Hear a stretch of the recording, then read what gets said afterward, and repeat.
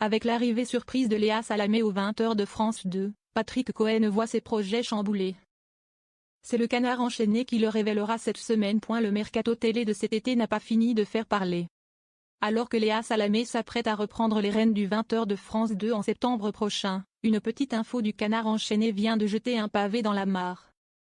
Le choix de la direction de France Télévisions aurait eu des conséquences inattendues pour un autre journaliste phare du service public, Patrick Cohen.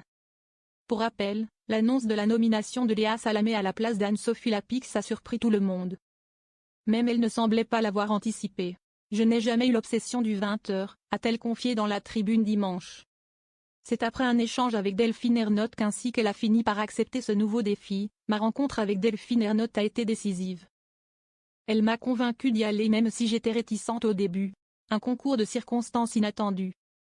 Ce que l'on sait moins, c'est que Léa Salamé n'était pas le premier choix pour reprendre le 20h. En coulisses, c'est Caroline Roux qui était pressentie. Mais la présentatrice de C'est dans l'air a finalement décliné pour rester fidèle à son émission quotidienne. On s'est parlé. Elle aurait très bien fait le job.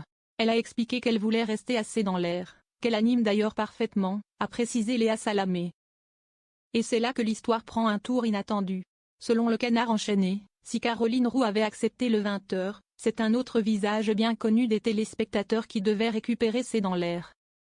Une belle opportunité qui lui filera donc sous le nez à la rentrée. Une info confirmée sur X, anciennement Twitter, par Kevin Boucher-Rapet, journaliste du Parisien. Dans son édition de demain, le canard enchaîné affirme que Patrick Cohen devait récupérer C'est dans l'air, si Caroline Roux allait aux 20h. Léa Salamé gagnante.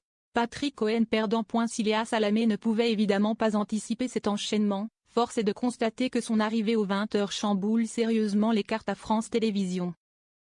Patrick Cohen, qui voyait dans ce transfert une belle occasion de revenir à une case quotidienne forte, va devoir revoir ses plans pour la rentrée. Quant à Léa Salamé, elle continue de préparer son grand saut vers le JT avec sérénité.